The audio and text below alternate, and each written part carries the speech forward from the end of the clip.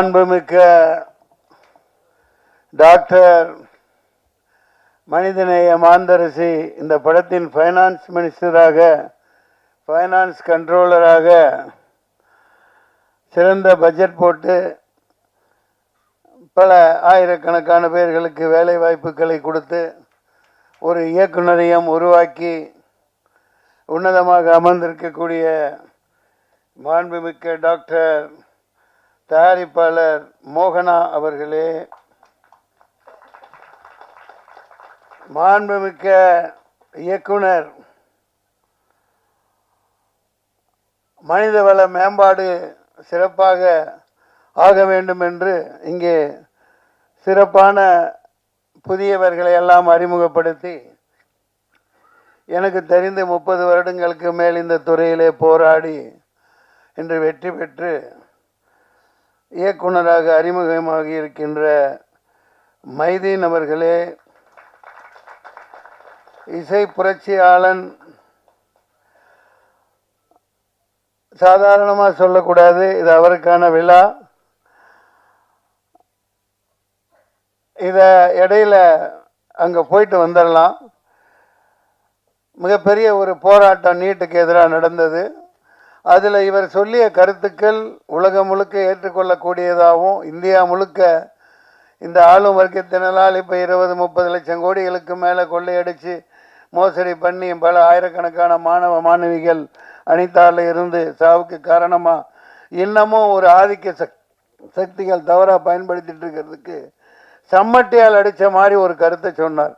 நீங்கள் auto dub பண்ணி இங்கிலீஷில் போடுங்க அதை. அதாவது அவர் சொன்னது ரொம்ப ரொம்ப சிம்பிளான விஷயம். அவர் ஒரு உண்மையிலேயே நான் இசை புரட்சியாளர்னு சாதாரணமாக சொல்லலை. கண்கள் இரண்டால் பசங்க இப்படி பல வெற்றி பாடல்கள் கொடுத்துருக்கார். தைப்பொங்கல் அந்த பாடல்லையும் ஆடிக்கவும் செஞ்சீங்க இல்லையா? அற்புதமான ஒரு உருவக வளர்ந்துக்கிட்டு வரையில் 2 வரி தான் அவர் சொன்னது. ஏன்னா நீங்கள் இப்படி போட்டு கோச்சிங் அது இதுன்னு போட்டு சாவடித்து இப்படி புளியறீங்களே, 11ஆம் வகுப்பு 12ஆம் வகுப்பில் அந்த சிலபஸை வச்சு தொலைங்கடா நாதாரிங்களா. அது நான் சொல்கிறேன், திட்டி சொல்கிறேன். எவ்வளோ எளிமையான கருத்து பாருங்கள். எதுக்கு அந்த சிலபஸை அந்த கோச்சிங்னு போட்டு கோடிக்கணக்காக கொள்ளையடிக்கிறாங்களே, நீ என்ன வெங்காயம் என்னமோ எவ்வளோ வை, அந்த படிப்பை 11ஆவது 12ஆவதுல வச்சு தொலைங்க அப்படின்னு பயங்கரமான ஒரு உண்மையை சொல்லியிருக்கார். அவர் பல அரசியல்வாதிகளுக்கு முன்னோடியா நெத்தி போட்டில் அடித்த மாதிரி ஒரு இதை பண்ணியிருக்கார். அதற்காக red salute mister James Vasanthan. மேலும் ஒளி ஓவியர் இந்த படத்தின் ஒளிப்பதிவாளர் மாண்புமிக்க டாக்டர் தில்ராஜு அவர்களே. நான் என்னடா மாண்புமிக்க டாக்டர்னு சொல்கிறான்னு சில பேர் யாராவது தப்பு கணக்கு போடுவாங்க. நீங்கள் அந்த மாதிரி உட்காந்துருக்கீங்க. டைரக்டர் தைரியமாக இருங்க. 40-30 வருஷத்துக்கு முன்னாடியே 93ன்னு நினைக்கிறேன் என்னோட முதல் படம் வெளியிட்டப்ப டாக்டர்னு பட்டம் கொடுத்தாங்க அம்மாவுக்கு. நான் அப்போ சும்மா இருக்க மாட்டேன், ஏதாவது ஒன்று பண்ணிக்கிட்டு இருப்பேன். எனக்கு தெரியும். அது என்னோட படத்தில் 60 நடிகர்களுக்கு மேலே போட்டு நானும் படம் எடுத்தேன். ராஜாதி ராஜகுலத்துங்க ராஜமார்த்தாண்ட ராஜகம்பீர காத்தவராய கிருஷ்ண காமராஜன். நான் என்ன பண்ணேனே, மாண்புமிக்க டாக்டர் நாகேஷ் அவர்கள், மாண்புமிக்க டாக்டர் மனோரமா அவர்கள், மாண்புமிக்க டாக்டர் குள்ளமணி அவர்கள், இன்றைக்கும் போய் பாருங்கள் இருக்கும். முழுக்க 60 நடிகர்களை போட்டு விளம்பரம் படுத்தேன். தினத்தந்தியில் போட மாட்டேன்ட்டாங்க. அப்போ சில்க் ஸ்மிதா அம்மையார் எனக்கு ஒரு பரிசாக கொடுத்துருந்தாங்க, ஒரு கார் கண்டஸா எடுத்துகிட்டு கிளம்பிடான்னு எல்லாத்தையும் கூட்டிகிட்டு போயிட்டேன். நேராக போய் ஏன் எதனால் இல்லைங்க, அது ஒரு மாண்புமிக்கங்கிறது மந்திரிகளுக்கு தான் போடுவோம், அப்படி எந்த புத்தகத்தில் இருக்குது? இல்லை நீங்கள் டாக்டர்னு போட்டிருக்கீங்க. நாங்கள் சினிமாவில் அவங்க 1000 படம் நடித்தவங்க மனோரமா, அவங்கள நாங்கள் நேசிக்கிறோம், நாங்கள் பட்டம் கொடுக்குறோம், உங்களுக்கு என்ன? இப்போ போட்டு ஆகணும் போகணும்னு சொல்லிட்டு வந்துட்டேன். அவங்க போட்டாங்க. ஏன்னா தினத்தந்தி ஆதித்தனாரோட அற்புதமான நம்ம தமிழ் உணர்வாளர். அதுபோன்று நம்மளை கௌரவிக்க வேண்டியது நம்ம கடமையாக இருக்குது. நம்ம துறையை நம்ம கேவலமாகவும் இதாகவும் பேசுகிறதுனால தான் மிகப்பெரிய அழிவுக்கு உள்ளாகிட்டு இருக்கோம். இந்த இடத்துல இதை ஏன் சொல்கிறேன், நான் இந்த எல்லாத்தையும் முடிச்சிடுறேன்.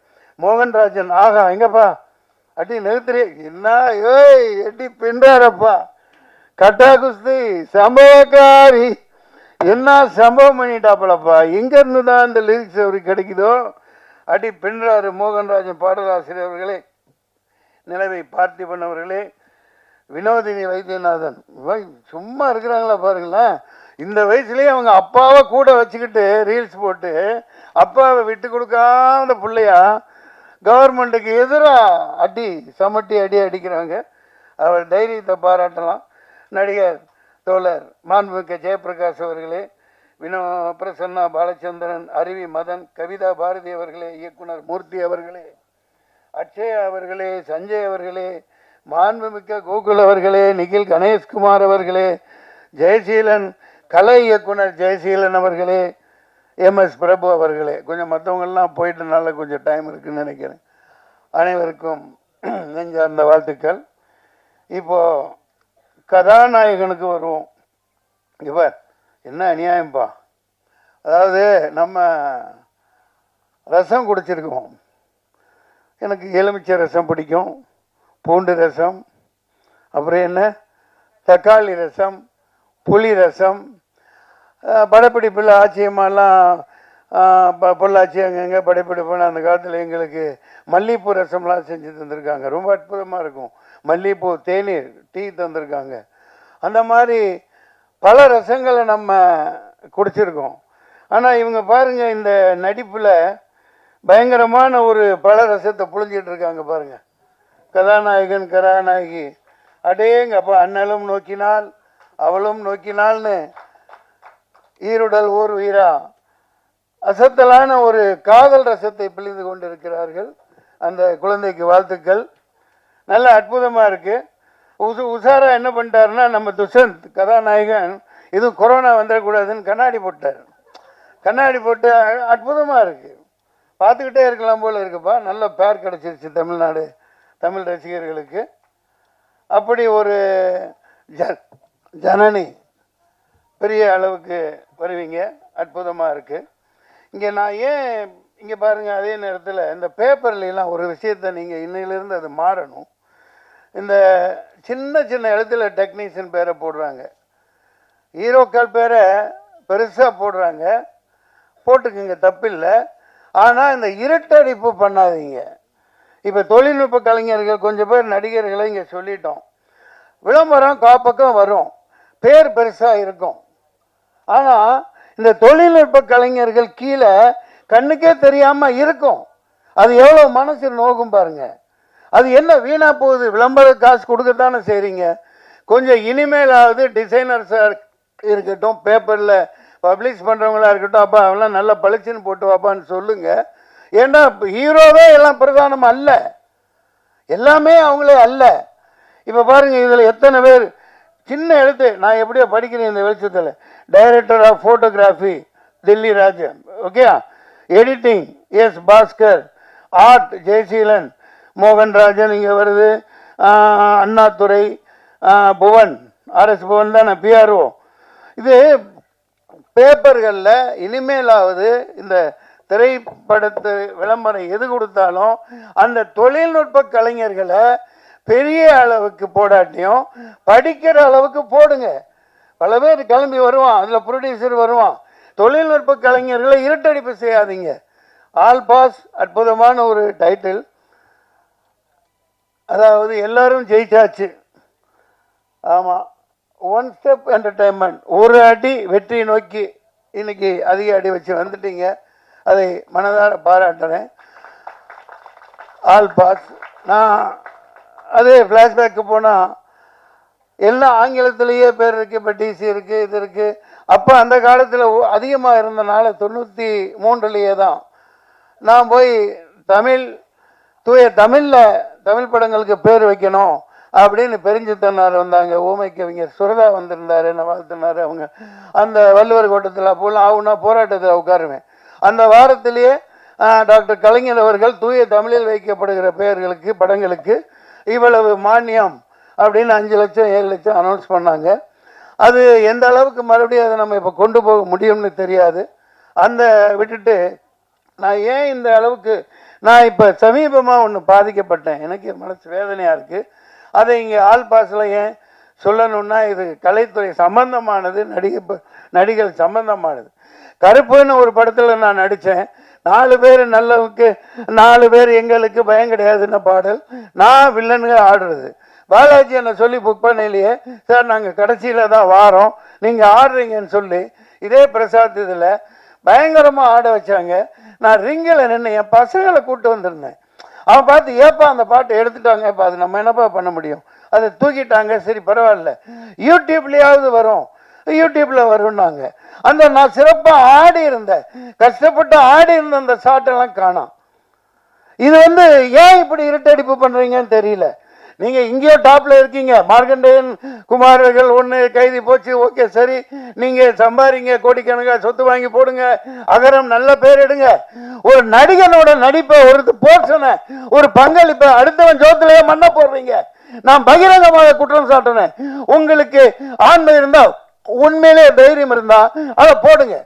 RSS பிரபு அவரு கேட்கிறேன், நான் என்ன ப்ரொடக்ஷன் நம்பர் 73 குரூப் டான்ஸராக இருக்கிறிய 86லயே நான் கவுன்சிலையும் தனஞ்சயன் இவங்கெல்லாம் அரக்காடாக போட்டுட்டு இருக்கலையே நான் ப்ரொடியூசர் ஆனவன். 86லயே நான் ராஜ்கரண்டி ஃபிலிம் 73 நம்பர். இப்போ எனக்கு வயசாக இருக்கலாம், நான் நாளைக்கு நிச்சயமா உத்வேகமா இருக்கேன். நான் படம் எடுத்து படத்துல தான் போட்டுக்கிட்டு இருக்கேன். நான் 100 படம் எடுப்பேன், வருஷத்துக்கு 4 படம் எடுக்கத்தான் போறேன். நீங்க நல்ல கதைகளோட வாங்க, ஒரு கட்டா குஸ்தி மாதிரி, ஒரு பரிமளா, இந்த மாதிரி ஏகப்பட்ட கதைகளோட வாங்க, நான் ஆயத்தமா இருக்கேன். ஆனா SR பிரபு அன்னைக்கு சொன்னது நாங்க அப்படியே வித்துட்டோம், ஆடியோ கம்பெனிக்கு வித்துட்டோம், இனி நான் என்ன பண்ண முடியும்? இது என்ன ஒரு பொறுப்பில்லாத. நான் 350 படங்கள் நான் நடிச்சிட்டேங்க. எத்தனை நடிகர்கள் ஆதங்கத்தில் இருக்காங்க. அதாவது இது இருட்டடிப்பு பண்ணி எல்லாம் பில்டப்ல வாழ்ந்துட்டு இருக்காங்க இன்னைக்கு ஹீரோ. எல்லாம் பில்டப். ஒரு டான்ஸ் மாஸ்டர், ஒரு ஃபைட் மாஸ்டர், ஒரு டெக்னீஷியன், ஒரு பாடலாசிரியர், ஒரு இயக்குனர், இப்படி நூற்றுக்கணக்கான பேர்கள் உழைப்புல தான் இன்னைக்கு பில்டப்ல வாழ்ந்துட்டு இருக்கீங்க. RJ பாலாஜி அன்னைக்கு என்ன 1500 ஷாட் பில்டப் கொடுக்குறீங்க ஹீரோவுக்கு. ஏன்னா டம்மியா நிக்க வச்சிருக்கான்.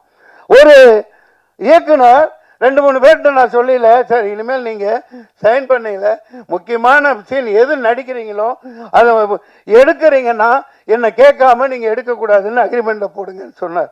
இதெல்லாம் எந்த அளவுக்கு சாத்தியம்? நான் நடித்து எத்தனையோ கேப்டன் 25,000 அடி தூக்கி போட்டிருக்காங்க. ஆனால் அவரோட கால் தூசுக்கு ஈடாக மாட்டாங்க. அதனால தான் படங்கள் நிற்கிது. மலையாள படங்கள் ஏன் நிற்கிது? இப்போ இவங்கெல்லாம் நிற்கிறாங்க, மலையாள படத்தை பாராட்டுறோம், தலையில தூக்கி வச்சு கொண்டாடுறோம். எல்லா கேரக்டர்களையும் நீ என் கேரக்டர் ஒன்றும் கொடுக்க வேணாம், ஒரு வெங்காயம், நான் ஒன்று பிச்சை எடுக்கிறவன்லாம் கிடையாது. ஈட்டடிப்பு ஏன் பண்ற? அந்த என்னை மறைச்சிட்டு நீ பெரிய ஆளனா, நான் தான் உண்மையான கருப்பு, நான் தான் கருப்பு, கருப்பேன் வருவான். மக்கள் சொல்லுவாங்க, தைரியம் இருந்தால் அந்த சாட்டை போடுங்க சார். நான் கஷ்டப்பட்டு ரிங்கில் ஆடினேன் சார், காணா சார், யூடியூப்ல போடுறேன்னு சொன்னாங்க சார்.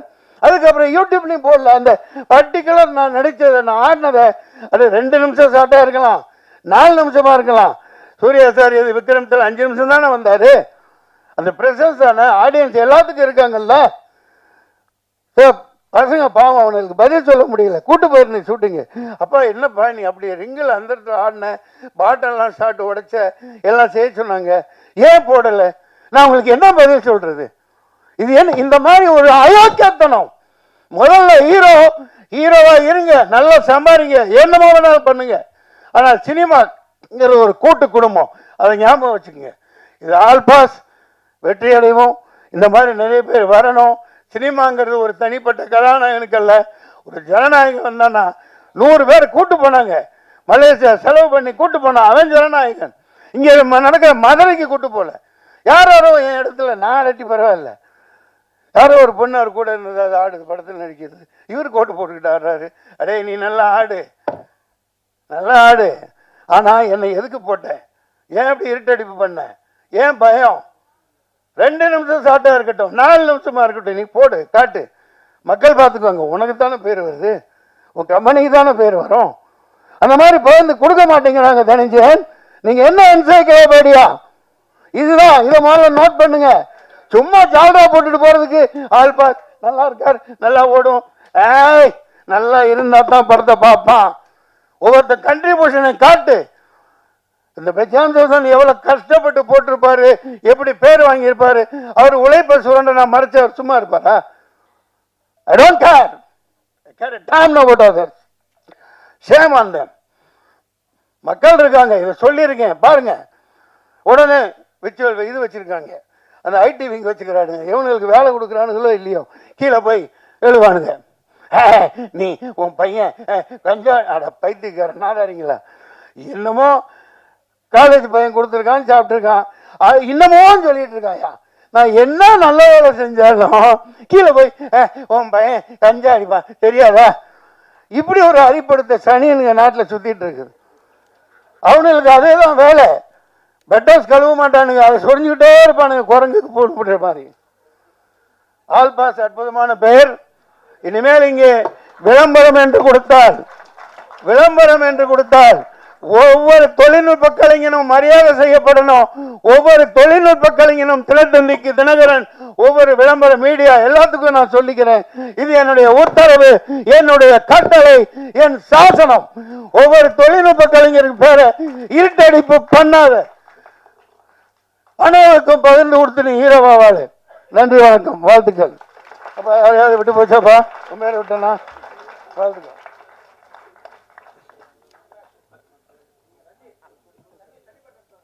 மிக்க நன்றி சார். அடுத்ததாக படக்குழுவினரை வாழ்த்துவதற்காக தயாரிப்பாளர், தமிழ் திரைப்பட தயாரிப்பாளர்கள் சங்கத்தின் செயற்குழு உறுப்பினர் திரு வி ராஜா அவர்களை அன்புடன் அழைக்கின்றோம்.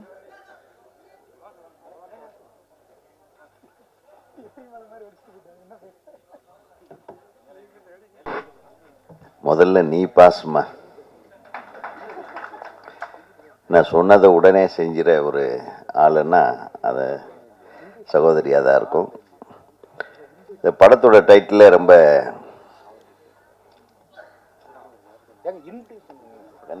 வேடா, உன்னை பற்றி தான் பேச நீ எங்கள் சண்டை போட்டு. இந்த டைரக்டர்களே இப்படித்தான், இங்கே வந்து ஏதாச்சும் டென்ஷன்லேயே சுற்றிட்டு இருப்பாங்க. நீ போய் விக்ரமன் சார் பக்கத்தில் உட்கார், கொஞ்ச நேரம் உட்கார். டைரக்டர் வந்த உடனே சொன்னார், சார் உங்களுடைய அசிஸ்டண்ட்டுக்கா நான் டைரக்ட் பண்ணுற டைமில் இந்த ஜோன்னு ஒருத்தர் இருந்தார், உங்களை பார்த்து உங்கள்கிட்ட சேர்றதுக்கு முயற்சி பண்ணலான்னு சொல்லி நான் வருஷக்கணக்கில் அவர் பின்னாடியே அலைஞ்சு கடைசி வரையில் உங்களை பார்க்க விடாமையே பண்ணிட்டார் அப்படின்னு சொல்லி ஒரு குற்றச்சாட்டை வச்சார். அதுக்காக நான் மன்னிப்பு கேட்டுக்கிறேன். நீ ஒரு நல்ல படத்தை பண்ணிக்கிற, தப்பிச்சிட்ட நீ. ஸோ நீ பாஸ் ஆகிட்ட. ஃபஸ்ட்டு லேட்டானாலும் லேட்டஸ்ட்டாக பாஸ் ஆகிருக்கீங்க. உங்களுடைய கதைக்களம் பாஸ் தான்.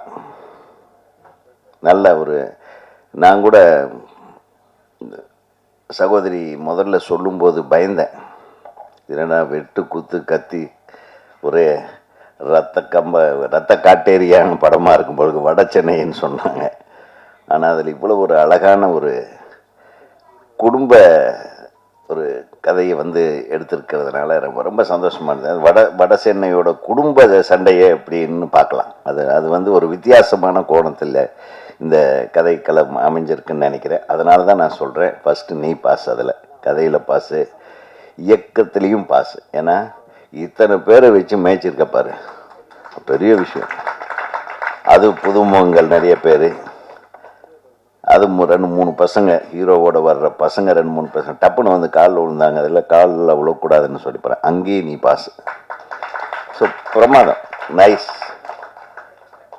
குறிப்பாக இந்த படத்தில் எனக்கு ரொம்ப பிடிச்சது இந்த ஹீரோவோட முகம். அவர் ரொம்ப லவ்லி பாயாக இருக்கார். வாழ்த்துக்கள் துஷ்யந்த். ஆனால் துஷ்யந்த் ஹீரோவான்னு கேட்டேன். அவங்க ஜெயக்குமார் அவங்க ஃபாதர் சொன்னார், இல்லைண்ணே ஒரு கேரக்டர்களில் ஒரு கேரக்டர்ண்ணா, ஆனால் பிரமாதமாக பண்ணியிருக்கு. உங்கள் அப்பா வந்து எப்படி அண்டர் பிளே பண்ணுறாரு பாருங்க.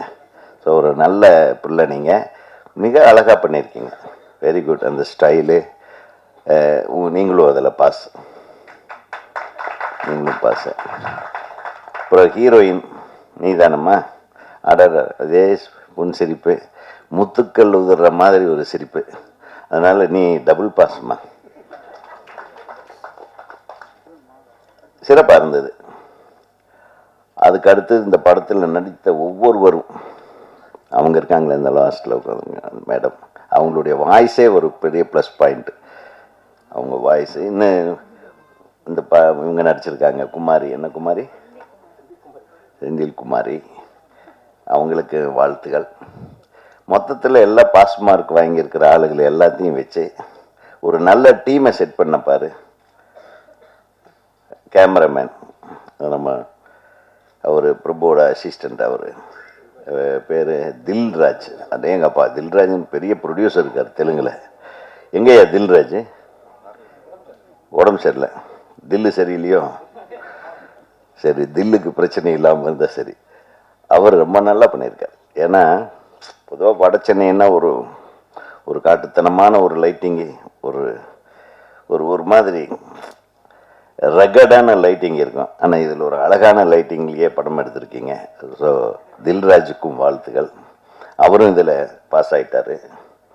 அப்புறம் நம்ம எழுத்தாளர் யார், நம்ம பாடலாசிரியர் மோகன்ராஜனா, அது ரொம்ப நல்லா பண்ணியிருக்கீங்க. பாட்டு எல்லாமே அதுக்கு என்ன தேவையோ ஆல் பாஸ்ன்ற ஃபஸ்ட்டு வார்த்தையே யூஸ் பண்ணி எல்லாத்துக்கும் பாஸ் மார்க் போட்டு ஒரு பாட்டு எழுதுனது. அதுலேயே நீங்கள் டபுள் பாஸ் தான். அந்த பணத்தை பற்றி ஒரு பாட்டு அது ரொம்ப ரசித்தேன் நான். ஏன்னா அதுதான் வந்து main knot of the subject. அந்த பணத்தை வச்சுட்டு இந்த குடும்பங்கள் படுற அந்த பணத்துக்காக எனக்கு ஃபுல்லாக தெரியல கதை. அந்த பணத்து பேக் ட்ராப்பில் நடக்கக்கூடிய விஷயங்கள் தான் இத்தனையும். அதில் அன்பு, பாசம், அந்த பக்கத்து வீட்டு உறவு, இதெல்லாம் எப்படி கெடுதோ அல்லது சேருதோ அதை சுற்றி தான் அந்த படம் அமைஞ்சிருக்குன்றது தெரியுது.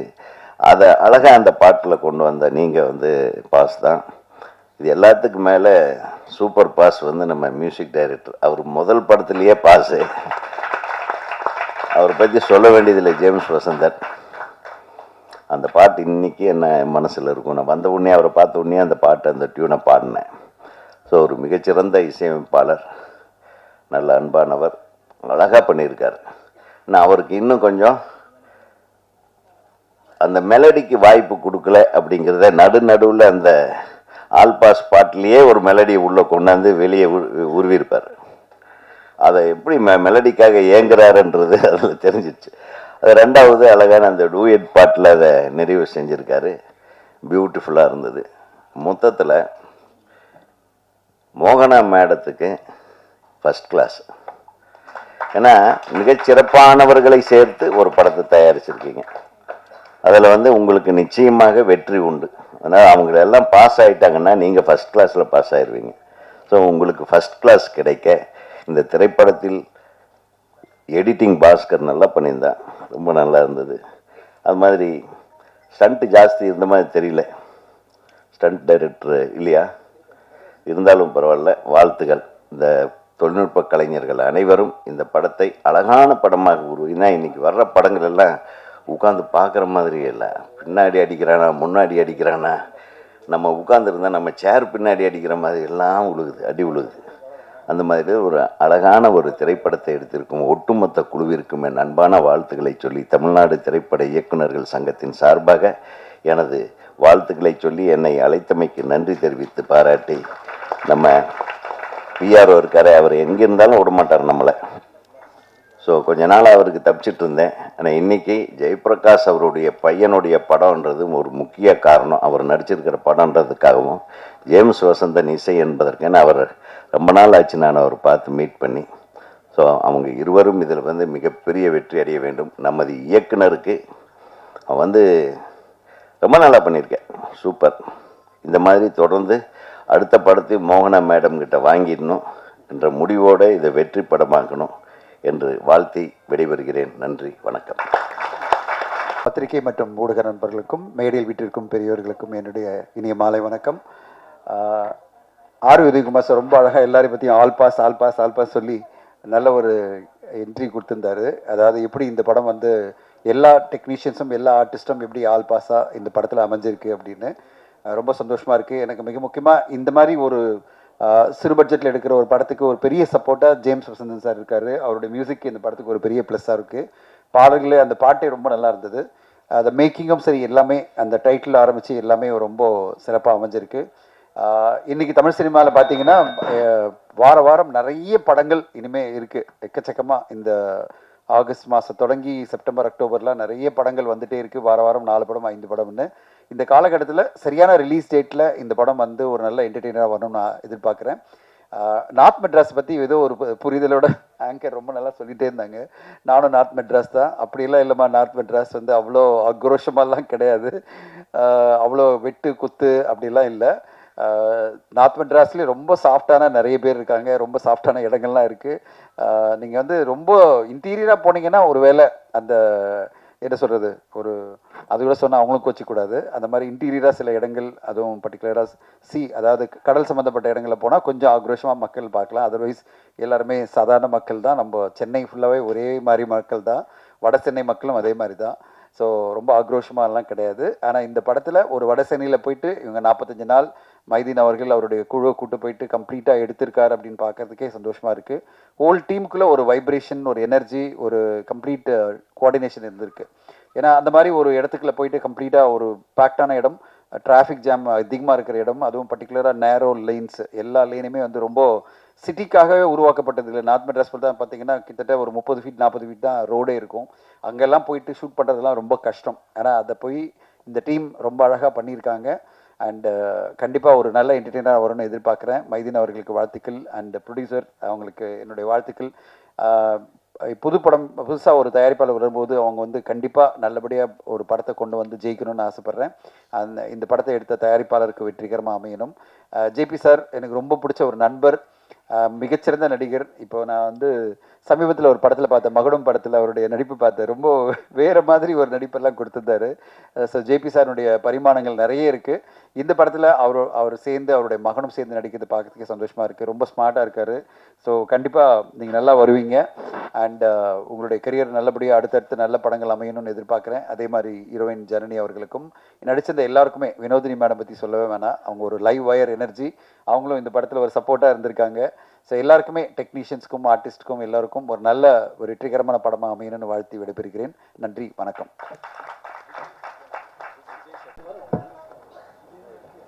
அனைவருக்கும் வணக்கம். நிறைய கேமரா எனக்கு தெரிஞ்சு ஆஃப் பண்ணிடலாம். ஏன்னா நான் வந்து உங்களுக்கு இன்ட்ரெஸ்டிங்காக கான்ட்ரவர்ஷியலாக எதுவும் நான் பேச மாட்டேன், அது எல்லாருக்கும் தெரியும். இந்த படம் முதல்ல ஆர் உதயகுமார் சொன்ன மாதிரி, இந்த டைரக்டர் நான் அன்றைக்கி வந்து ரைட்டர்ஸ் அசோசியேஷனுடைய ஈசி மீட்டிங்கில் வந்து அவர் சேரனுக்கு இன்விடேஷன் கொடுக்க வந்தார். அப்போ என்னையும் பார்த்துட்டு அவர் இன்விடேஷன் கொடுத்தாரு. அப்போது நான் இதில் யார் ஹீரோ அப்படின்னு கேட்டேன். அவர் வந்து ஜெயபிரகாஷ் சாருடைய சன் அப்படின்னு சொன்னார்.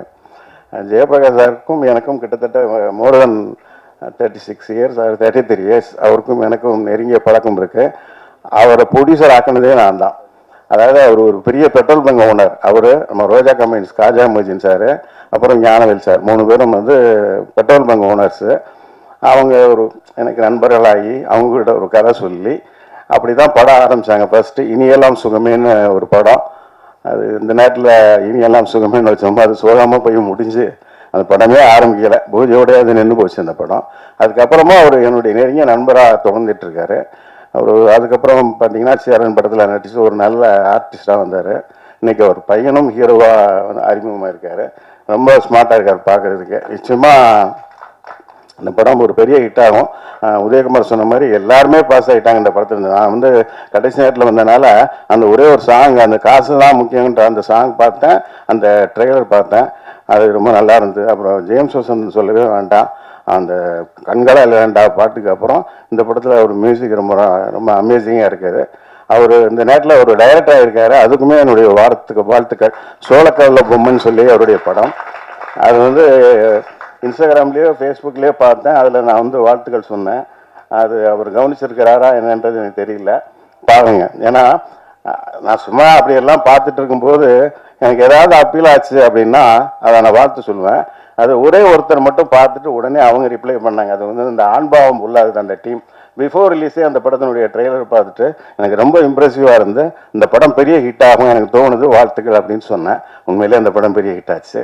அதே மாதிரி சோளக்கல்ல பொம்மை அந்த டிசைனும் பார்த்துட்டு நான் அதுக்கு வாழ்த்து சொல்லியிருந்தேன். அதில் ஃபியூ கமெண்ட்ஸாக வந்திருந்தது, அதில் என்னுடைய கமெண்ட்டும் ஒன்று.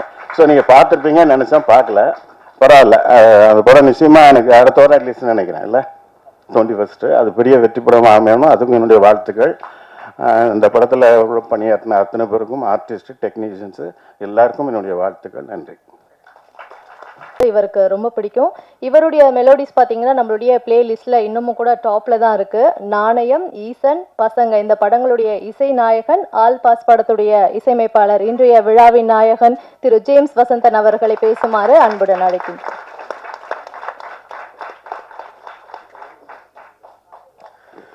ஏற்கனவே ரொம்ப காலதாமதமாயிருச்சு. பாதி யூடியூபர்ஸ், கேமராமேன், ப்ரெஸ் எல்லாம் வெளியே அனுப்பிவிட்ட சகோதரி வினோதினிக்கு நன்றி. நிறைய இவர் ஜேபி சார் சொன்ன மாதிரி பேசணும்னு நினச்சோம், ஆனால் ரொம்ப காலதாமதமாயிருச்சு. நான் இசையமைப்பாளர்னால என்னுடைய பகுதியோடு நிறுத்திக்கிறேன். ஆனால் மோகன் அழகாக ஒரு தனிப்பட்ட பஞ்சாயத்தை தொடங்கி வச்சனால அது இந்த பொது மேடையிலேயே தீர்த்துட்டோம்னா சரியாக போய்டும் நான் நினைக்கிறேன்.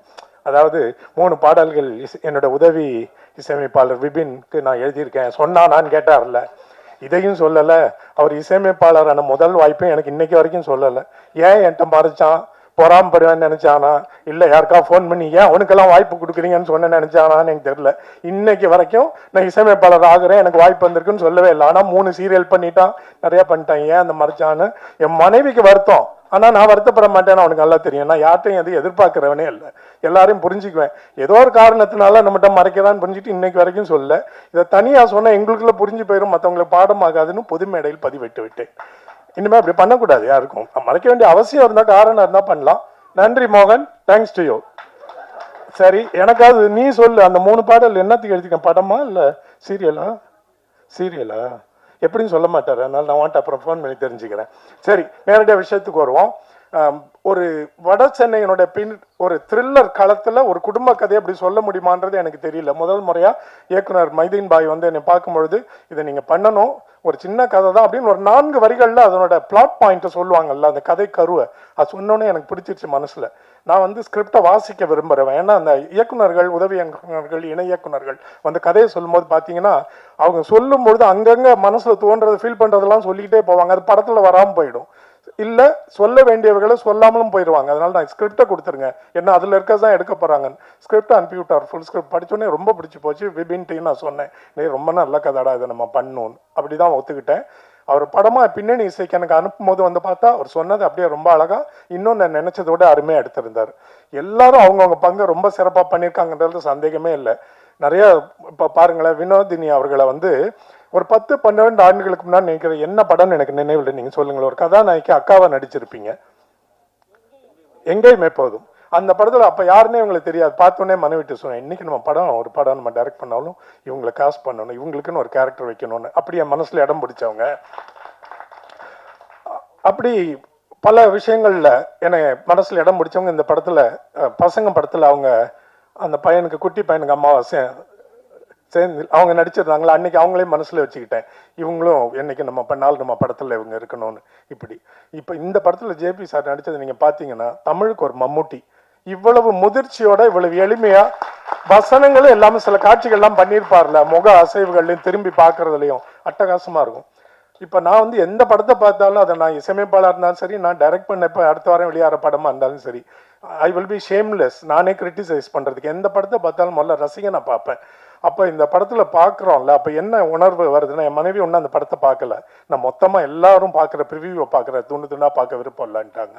அப்போ நான் என்ன சொல்லுவேன்னா, எந்த படத்தை பார்த்தாலும் ஒரு சலிப்போடு வரும்ல, இதை அப்படி பண்ணியிருக்கக்கூடாது, இது என்ன, ஏன் இப்படி எடுக்கிறாங்க, இவ்வளோ வயலன்ஸு, இல்லை இது ரொம்ப போரியா, ஏன் திரும்ப திரும்ப இதே இப்படியெல்லாம் எதையோ ஆளுக்கு ஒரு கோணத்தில் ஒரு படத்தை பார்த்து புலம்பிக்கிட்டே வெளியில் வருவான்ல.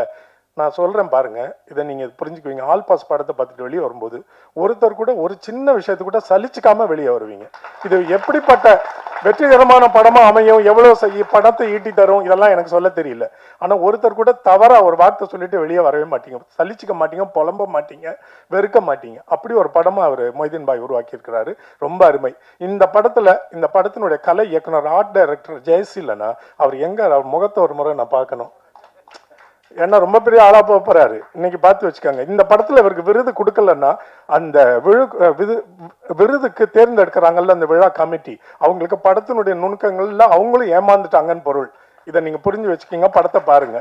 நானும் இதை தான் சொல்லணும், இதோட பின்னணியை சொல்லக்கூடாதுன்னு நினைச்சிருந்தேன். சகோதரி வினோதினி ஆரம்பிச்சாங்க, நல்ல வேளை அவங்க வாயை அடைச்சிட்டீங்க. நீங்க படத்தை பாருங்க, உங்களுக்கு தெரியும். அதுக்கு பிறகு வர பேட்டிகள்ல இயக்குனர் சொல்லுவாரு, உங்களுக்கு கண்டே பிடிக்க முடியாது. அப்படி ஒரு சில விஷயங்களை நுணுக்கமாக பண்ணியிருக்காரு. ரொம்ப என்னை கவர்ந்தவர். சரி, இந்த பாடல்கள் பண்ணனால நான் நேராக அதுக்கு வந்துடுறேன். இசையமைப்பாளருக்கு இந்த மாதிரி மேஜர் கோர் டெக்னீஷியன்ஸ் எல்லாருக்கும் அடையாளம் கிடைச்சிரும் பொது தளத்தில். அந்த பாட்டு உங்ககிட்ட வந்து சேர்க்குறவங்களுக்கு அடையாளம் கிடைக்கிறது இல்லை.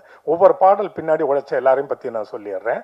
எனக்கு மோகன்ராஜன் வந்து ரொம்ப நெருக்கமானவன். அவனுடைய முதல் படம் என்னுடைய இசையில் அமைந்தது எனக்கு கிடைத்த ஒரு பாக்கியமாக நான் நினைக்கிறேன். ரொம்ப அழகான வித்தியாசமான வார்த்தைகளை பயன்படுத்தி கருத்துக்களை ரொம்ப நறுக்குன்னு சொல்லக்கூடியவன். அவன் எந்த படத்தில் பாட்டு எழுதினாலும் உடனே எனக்கு அனுப்பிடுவான், இப்படி ஒன்று வந்திருக்கு, இதை கேளுங்க சார், சிலது நல்லா இருக்கு, சிலது இன்னும் நல்லா இருந்திருக்கலாம், இப்படியெல்லாம் எங்களுக்குள்ள விமர்சனங்கள் உண்டு. அவன் முதல் சொன்ன அந்த கவிதைக்கு அப்புறம் ஒவ்வொரு முறை எனக்கு பாடல் எழுத வரும்பொழுதும் இல்லை ஃபோன் பண்ணும்போதும், இப்போ சார் இப்போ ஒரு கவிதை எழுதியிருக்கேன், இதை கேட்குறீங்களா அனுவான். ஆனால் இன்னைக்கு வரைக்கும் பாருங்க, நம்ம சந்திச்சு யாதுமாகி 2009, இது 2026, 17 ஆண்டுகளாகி இன்னும் கவிதை தொகுப்பு அவர் வெளியிடாமல் இருக்கிறான். அது என்ன காரணம்னு தெரியல. இந்த வருஷம் பண்ணிடலாமா இல்லை? ஏன்னா சில பேர், எனக்கு நிறைய கவிஞர்களை தெரியும், முதல் கவிதை எழுதுறது வந்து அவங்க விட்டு போன காதலிக்காக எழுதுவாங்க, கடைசி வரைக்கும் மனசுக்குள்ளேயே சோகத்தை வச்சுக்குவாங்க, அது பதிப்பா வெளியவே வராது. அந்த மாதிரி ஏதாவது இருக்கான்றது எனக்கு தெரியல. மனைவி வரல இன்னைக்கு வரல, சரி அப்புறம் என்ன, இது நமக்குள்ளே இருக்கட்டும். முதல் பாடல் நீங்க பாத்தீங்களே ஆல் பாஸ், அதுவும் இந்த வர டுவேட்டும் ஒரு ஸ்கிரிப்ட்ல வச்சிருந்தாங்க. 2 பாடல்கள் வந்து படத்துல திரைக்கதையில எழுதப்பட்டிருந்த பாடல். மற்ற 3 பாடல்களும் காட்சி அமைப்புகளோட வர்றதுனால இங்க போட முடியாது, அதுல கதைகள் வெளியாயிரும், போட்டா லிரிக் வீடியோவா தான் போட முடியும். முதல் பாடல் ஆல் பாஸ் எழுதுனது மோகன்ராஜன் தான், அதை பாடின கானா சிவா. இவரோட உங்களுக்கு தெரியும், இவரோட குரல் வளம் வந்து ரொம்ப வித்தியாசமா இருக்கும். எப்பவோ பெரிய அடையாளத்தோட தமிழ் சினிமாவில் கோல வச்சிருக்க வேண்டியவன் தாமதமாயிட்டே போகுது. பல ஆண்டுகளுக்கு பிறகு என்னுடைய இசையில மீண்டும் பாடி இருக்கிறான். இவன் கூட அந்த அழகான கோயில் போர்ஷன்ஸ் பெண்கள் வர்ற பகுதியை பாடினது என்னோட உதவி இசையமைப்பாளன். அவன் தான் கேட்டவன், அவன் மனைவி நல்லவ, அவ பாடினது இது. முகில் மயூரி அந்த அழகான மென்மையான பகுதியை பாடின அன்பெனும் ஆலயம், அந்த வரிகள் சொல்லு. அன்பெனும் ஆழியிலே தேடி தேடி கண்டெடுத்த அப்படின்னு இந்த 3 குடும்பங்களை பத்திய பாடு. முகில் மயூரி. இரண்டாவது பாடல் புதுசா, இந்த மாதிரி ஒவ்வொருத்தரையா ஒரு இடத்துல நோட் பண்ணி வச்சுக்கோங்கல்ல. அப்ப 10ஆம் வகுப்பு படிக்கும் போது என்னுடைய ஒரு தொலைக்காட்சி நிகழ்ச்சியில பாடகியா வந்த விஜயலட்சுமி, அப்பவே மனசுல குறி வச்சிருந்தேன், என்னைக்குனாலும் இவளுக்கு நல்ல வாய்ப்பு வரும், பயன்படுத்திக்கணும்னு. அந்த விஜயலட்சுமி இவ்வளவு காலத்துக்கு பிறகு இப்ப என்னுடைய இசையில அறிமுகமாகி இருக்கிறேன். கூட பாடின அஜித் வரல. அஜித் அந்த மேல் வாய்ஸ் வந்து super singer junior title winner Vijay டிவியில், அவர் இன்னைக்கு வரல. அஜித்துக்கும் நம்மளுடைய நன்றி சொல்லிடுவோம். 3வது பாடல் வந்து அந்த படத்தில் ஒரு காட்சிக்காக ஒரு ரேப் சாங் மாதிரி, அது அவசரத்துக்கு பின்னணி இசையில் வர்றதுனால நானே எழுதி ஒரு பாடல் பாடியிருந்தோம். அதை கூட பாடி இருக்கிற வசந்த், ஜுவின் ஜானிக்ஸ் இங்கே இருக்கீங்களா? இல்லை இல்லை, அதில் ஸ்ரீராம் பாட்னியா இல்லை, வசந்த் அண்ட் ஜுவின் ஜா. ஓகே. 4வது பாடல் என்னமோ சொன்னீங்க பெருசான்னு சொல்லி அந்த பாடல் தத்துவம் இருக்குல்ல, காசு தாண்டா எல்லாம். இந்த லிரிக்கை முதல் முறை படித்தோடனே எனக்கு தெரிஞ்சு போச்சு, இது லிரிக் எழுதி நான் போட்ட டியூன் அது அப்படிதானே வந்து. ஆமாம், இது வந்து மாண்டாஜ் சாங் மாதிரி இயக்குனர் முதலே திட்டமிட்டு இருந்தது தான்.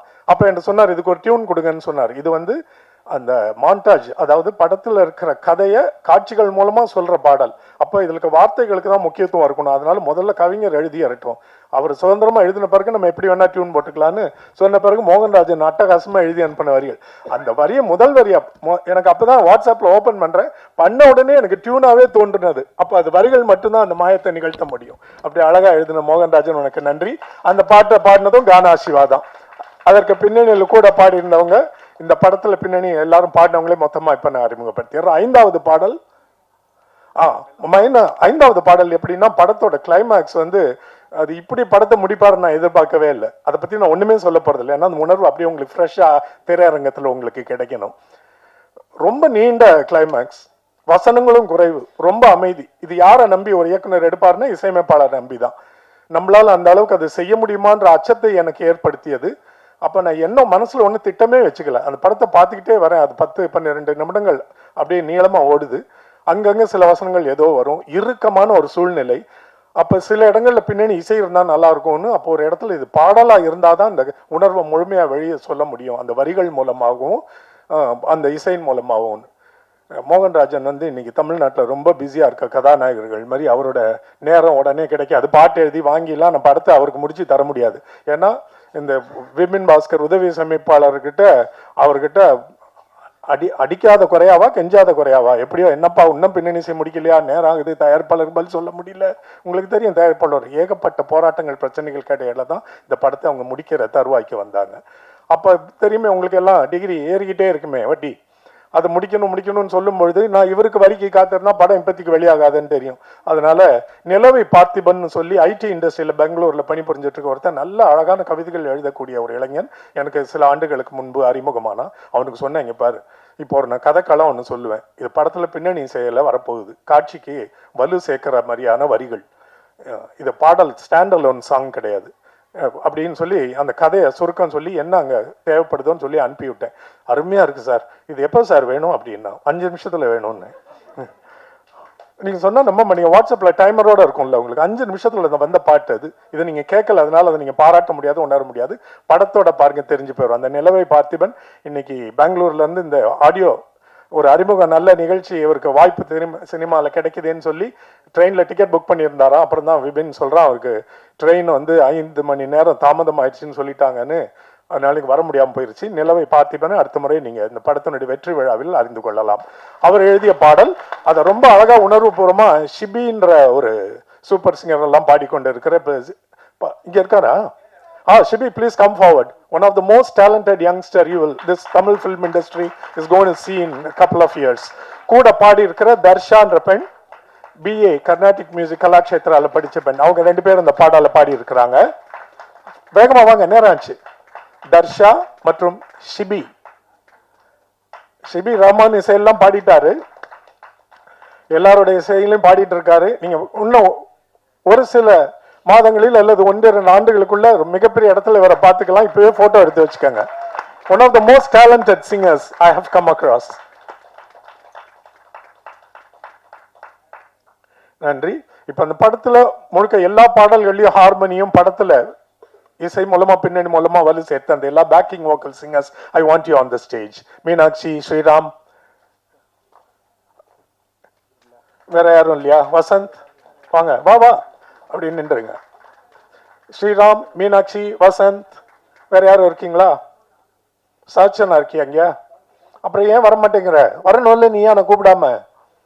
வேற யாரும் வந்திருக்கீங்கன்னு எனக்கு தெரியலம்மா, என் கண்ணில் பாட்டில் அதுக்காக கேட்குறேன். வேற யாரும் வந்திருக்காங்களா? ஓகே, அப்படியே என்னோட உதவி இசையமைப்பாளர் விபினை மேடையிலே சந்திச்சிருங்க. இவர் தான் அந்த பெருமைக்குரிய உன்னத இசையமைப்பாளர். அவர் ஏதோ சொல்ல விரும்புறாரு சார். அப்படி இல்லை சார், அது பரவாயில்ல, அது எப்படின்றத அப்புறம் பேசிக்குவோம். அந்த படத்துல அந்த கதை ஆரம்பிக்கும் போது இது எந்த களத்தை சேர்ந்தது நம்ம வடசனை காட்டுறதுக்காக பின்னணியில இசையில இது ஒரு கானா பாட்டு மாதிரி அந்த பகுதியோட பாட்டு இருந்தா நல்லா இருக்கும்னு சொல்லி எனக்கு அறிமுகமாகி இருந்தா. இப்போ ஆட்டோ ஓட்டிட்டு இருக்காரு எங்க ஏரியா பக்கத்துல. அவர் பெரிய தொழிலதிபர் மாதிரி இருக்காரு, ஆனா பார்த்தா எனக்கு தெரியல. அவரை கூப்பிட்டு வாய்ப்பு இருந்தா கொடுங்க சார் இருந்தார். உடனே கூப்பிட்டேன், இங்க வா, உடனே இந்த பாட்டை பாடு எனக்கு வந்துன்னு சொல்லி உடனே லிரிக்கோட வந்தார். எங்க இன்பக் கலீல் இருக்காரு அப்படியா? வரல, வந்திருந்தா அந்த கானா பாட்டு பாடினவர் அவரையும் அறிமுகப்படுத்தி இருப்பேன். விபின் பாஸ்கர் என்னோட உதவி இசையமைப்பாளர், கௌரவித்து விடுங்கள். நாளைக்கு அவர்கிட்ட நான் ஆட்டோகிராஃப் வாங்க வேண்டியிருக்கும். 3 பாட்டு எழுதிட்டாராம எனக்கு தெரியாம. மோகன்ராஜ்கிட்ட எனக்கு ஒரே ஒரு குறை வருத்தம் உண்டு, அதை அவர் மட்டும்தான் நிவர்த்தி செய்ய முடியும். அது சொன்னியா நீ உன் பேச்சுல? நான் கவனிக்கல. என்ன குறை அது? இன்னும் நீ ரஹ்மானுக்கு பாட்டு எழுதாதது என்னோட மனசுல பெரிய குறையா இருக்கு. நான் சொல்லிக்கிட்டே இருப்பேனே, அது விரைவில் நடக்கணும். என்ன கேட்ட எல்லாருக்கும் எழுதிட்டார். எம்எஸ்வி சாருக்கு எழுதியாச்சு, இசைஞானி இளையராஜாக்கு எழுதியாச்சு. ஓ ஆமா, அவருக்கு லைவா 10 பாட்டு எழுதுனேன். எம்எஸ்வி 13 பாட்டு எம்எஸ்வி சாருக்கு எழுதியாச்சு. அவருடைய பிரிவுக்கு இளையராஜா சாருக்கு எழுதியாச்சு. அனிருத்துக்கு நிறைய பாட்டு எழுதியாச்சு. ஷான் ரால்டனுக்கு எழுதியாச்சு. கிப்ரானுக்கு எழுதியாச்சு. அதனால எனக்கு பரன்ஸ்ல இருக்க பெரிய குறை, ஒரு திறமையுள்ள இளைஞன் நம்ம மூலமா வெளியே இன்னைக்கு மிகப்பெரிய இடத்துல இருக்க மோகன்ராஜன் இன்னும் ரஹ்மானுக்கு பாட்டு எழுதலையேன். விரைவில் அது நடக்கணும்னு நான் ரொம்ப ஆசைப்படுறேன். நன்றி உங்க எல்லாருக்கும். இந்த படத்தினுடைய வெற்றி விழாவில் மீண்டும் உங்களையே எல்லா கேமராமேனோடையும் சந்திப்போம். அன்னைக்கு வினோதினி சகோதரியை நம்ம வரவழைக்க மாட்டோம். நன்றி.